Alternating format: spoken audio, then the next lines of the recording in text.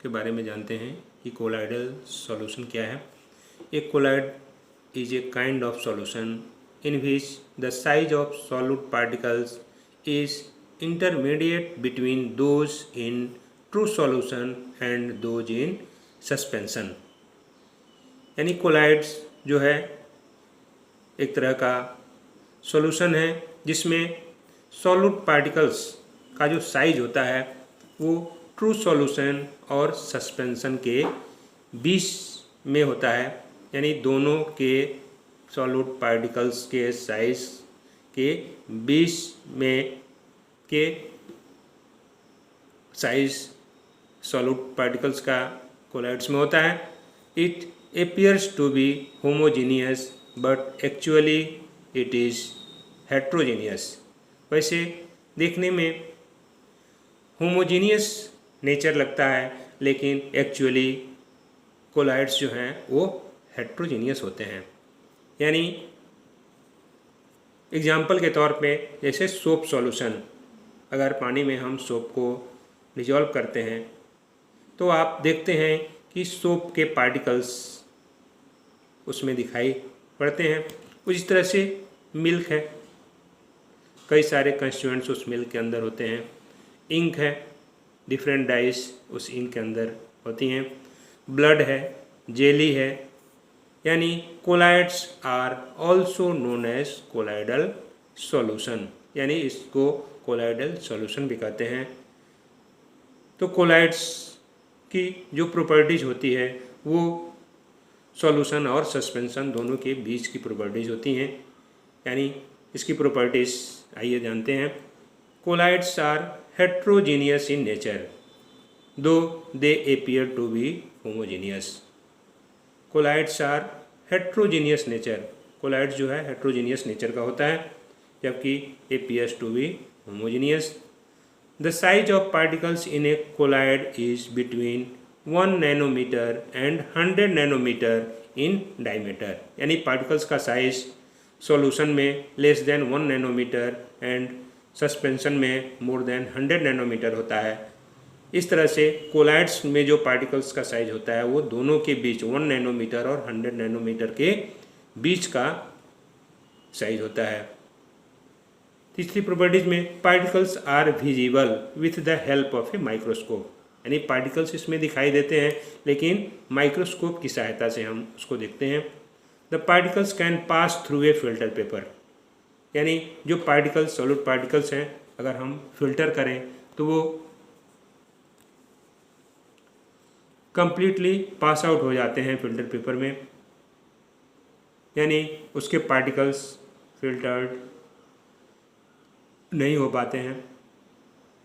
Fifth, the particles of a colloid do not separate out on keeping, यानी it is quite stable, यानी उसके particles separate नहीं होते हैं, अगर उसको हम छोड़ दें तो सेपरेट नहीं होते हैं, यानी क्वाइट स्टेबल होते हैं। और next, a colloids scattered a beam of light passing through it, यानी कोलाइड्स जो है बीम ऑफ लाइट को स्कैटर्ड करते हैं अगर लाइट उससे होकर के पास होती हैं, because it is particles its particles are fairly large, यानी इसके पार्टिकल जो है सॉल्यूशन या सस्पेंशन से लार्ज साइज होता है, यानी the particles show Tyndall effect. इस तरह से जो पार्टिकल्स हैं वो टिंडल इफेक्ट शो करते हैं। तो आइए हम ये जानते हैं कि टिंडल इफेक्ट क्या है, कुछ एग्जांपल्स के द्वारा आपको बताएंगे। तो टिंडल इफेक्ट में आप देखिए, आपको इस फिगर के माध्यम से ट्रू सॉल्यूशन और कोलाइडल सॉल्यूशन में टिंडल इफेक्ट का प्रभाव आपको दिखाएंगे। जैसे टिंडल इफेक्ट क्या है? The scattering of light by colloidal particles is known as Tyndall effect, यानी लाइट का जो स्कैटरिंग कोलाइडल पार्टिकल्स के द्वारा होता है वह टिंडल इफेक्ट कहलाता है। आप और भी एग्जांपल्स देख सकते हैं, जैसे घर का वेंटिलेशन होता है, उससे जब लाइट घर के अंदर प्रवेश करती है तो आप देखते हैं कि उसका बीम ऑफ लाइट रेज जो हैं वो घर के अंदर प्रवेश करता है। ठीक उसी तरह से वो विजिबल होता है, यानी स्कैटर्ड होता है। जो डस्ट पार्टिकल्स होते हैं उससे लाइट जो है स्कैटर्ड होके वो विजिबल होता है। ठीक उसी तरह से आप इस कोलाइडल सॉल्यूशन में भी आपको दिखाई देगा, यानी जो कोलाइडल पार्टिकल्स हैं वह कोलाइडल पार्टिकल्स से लाइट स्कैटर्ड हो जाता है और स्कैटर्ड होकर के और beam of light visible inside colloidal solution, वह लाइट विजिबल होता है। यानी colloidal solution show Tyndall effect because their particles are bigger in size than true solution to scattered light falling on them in all the direction. यानी उस bigger particles जो colloidal solution में होते हैं उसके ऊपर जब अगर हम टॉर्च जलाएं और उसका लाइट जब पड़ता है तो स्कैटर्ड होता है और वो बाहर की तरफ निकलता है। इस तरह से उसमें ये विजिबल होता है, यानी आप खुद भी ऐसा करके देख सकते हैं। ठीक उसी तरह से true solution does not show Tyndall effect. अगर हम कोई ट्रू सॉल्यूशन लें, जैसे शुगर सॉल्यूशन ही हम ले लेते हैं, तो शुगर सॉल्यूशन में अगर ऐसा करें, जैसे ग्लास में आप शुगर ले लें और पानी में डिजॉल्व करके, और कांच का ग्लास ले लें, शीशे का ग्लास ले लें या बीकर हो तो बीकर लें और उसमें उसको डिजॉल्व कर लें शुगर सॉल्यूशन को, और बाहर से आप टॉर्च जलाएं तो आप देखेंगे कि अंदर जो है वो लाइट विजिबल नहीं होगा, यानी beam of light not visible inside true solution. वैसे फिर बाहर जब निकलेगा लाइट तो ये लाइट बीम ऑफ लाइट आपको दिखाई देगा। तो क्यों विजिबल नहीं है? इसका मतलब इसके जो पार्टिकल्स हैं शुगर के वो कम्प्लीटली इसमें डिजॉल्व हो गए हैं। इसका मतलब पार्टिकल्स जब होगा तो उस लाइट का प्रभाव जो उस पार्टिकल से ही टकरा करके और ऑल डायरेक्शन में स्कैटर्ड हो जाएगा।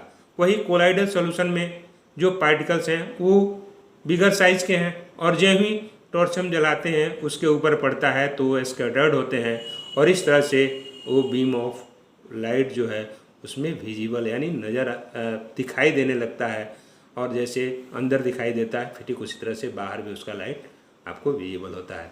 तो हम सोप सॉल्यूशन के एग्जांपल में कोलाइडल सॉल्यूशन सोप सॉल्यूशन होता है, इसमें हम टिंडल इफेक्ट का प्रभाव देखते हैं, यानी colloidal solution shows Tyndall effect and true solution does not show Tyndall effect. तो आता है एग्जाम में पूछा जाता है कि सोप सॉल्यूशन और शुगर सॉल्यूशन में टिंडल इफेक्ट का प्रभाव किस में होता है, तो आप इस फिगर के माध्यम से दर्शा सकते हैं, दिखा सकते हैं। तो इस तरह के क्वेश्चंस कई बार पूछे गए हैं, टिंडल इफेक्ट का प्रभाव सोप सॉल्यूशन और शुगर सॉल्यूशन में किस तरह से होता है। तो आइए हम नेक्स्ट क्लासिफिकेशन ऑफ कोलाइड्स के बारे में जानें। तो colloids are classified according to the physical state of dispersed phase यानी solute and the dispersion medium solvent. जो पीछे आपको डिस्पर्स फेज और डिस्पर्सन मीडियम के बारे में, सॉल्यूट और सॉल्वेंट के बारे में बताया था, उसके आधार पे कोलाइड्स का क्लासिफिकेशन हम करते हैं। तो जनरली ये कई सारे टाइप्स हैं कोलाइड्स के, जिसमें उसका टेक्निकल नेम कोलाइड्स का दिया गया है, और उसमें जो सॉल्यूट और सॉल्वेंट हैं यानी डिस्पर्स फेज और डिस्पर्सन मीडियम है उसको अलग अलग दर्शाया गया है, और उसके अलावे एग्जाम्पल्स दिए गए हैं।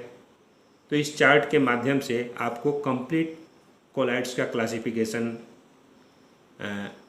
समझाया जाएगा, जो कि आप खुद पढ़ करके समझ सकते हैं।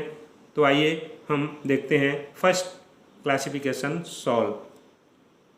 ये सॉल टेक्निकल नेम है कोलाइड्स का, जिसका डिस्पर्स फेज यानी सॉल्यूट सॉलिड है और डिस्पर्सन मीडियम लिक्विड है। जैसे इंक एग्जाम्पल में, यानी इंक में बहुत सारे कंस्टिट्यूएंट्स होते हैं, कंपोनेंट्स होते हैं, कलर्ड डाइज होते हैं जो लिक्विड के अंदर घुले हुए हो रहते हैं, तो इंक हो गया। सोप सॉल्यूशन, सोप को पानी में डिजॉल्व करते हैं, तो सोप यानी डिस्पर्स फेज सोप और वाटर जो है डिस्पर्सन मीडियम हो गया। स्टार्च सॉल्यूशन, पेंट्स, मोस्ट जो पेंट्स होते हैं वो सब सॉल में आते हैं, यानी सॉलिड और लिक्विड फॉर्म में। नेक्स्ट सॉलिड सॉल, यानी दोनों सॉल्यूट और सॉल्वेंट डिस्पर्स फेज और डिस्पर्सन मीडियम दोनों सॉलिड सॉलिड होते हैं।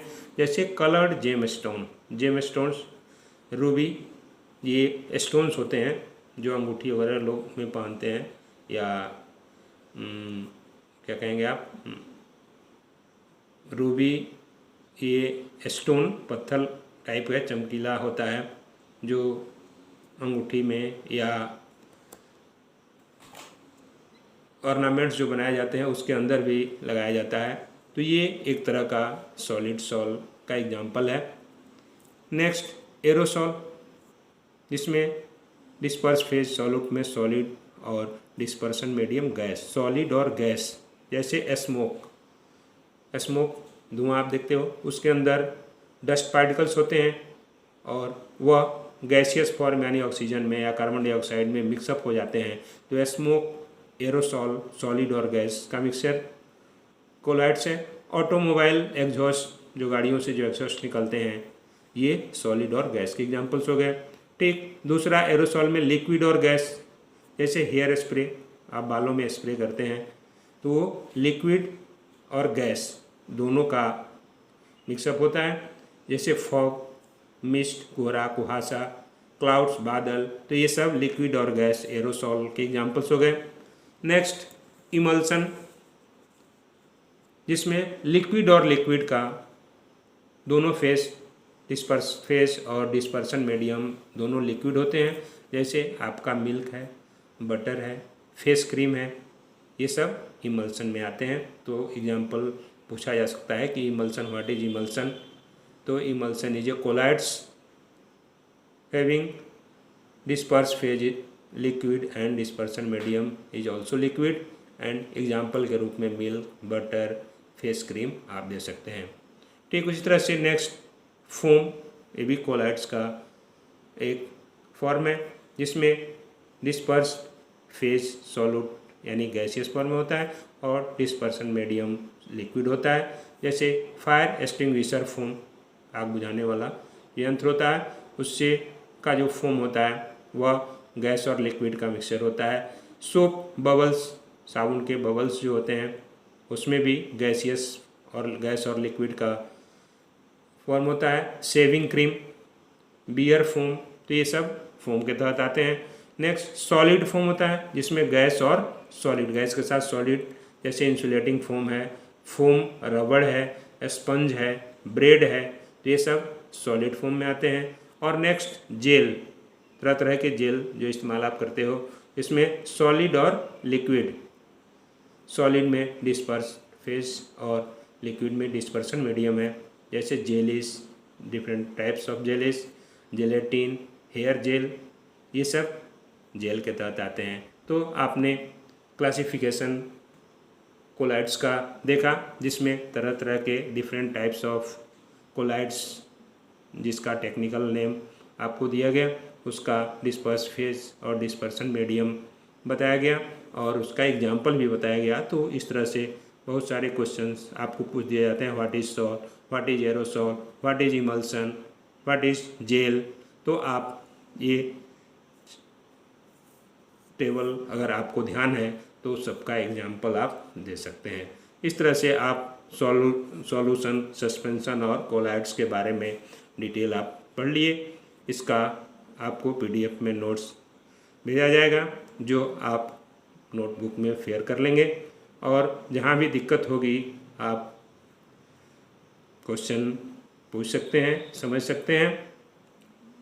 और हम आशा करते हैं कि जो इम्पोर्टेंट टॉपिक्स है इसको अच्छी तरह से पढ़ेंगे और नेक्स्ट सॉल्यूशन के बारे में, concentration of solution, saturated, unsaturated solution और फिजिकल और केमिकल चेंजेस आपको नेक्स्ट लेक्चर में बताए जाएंगे।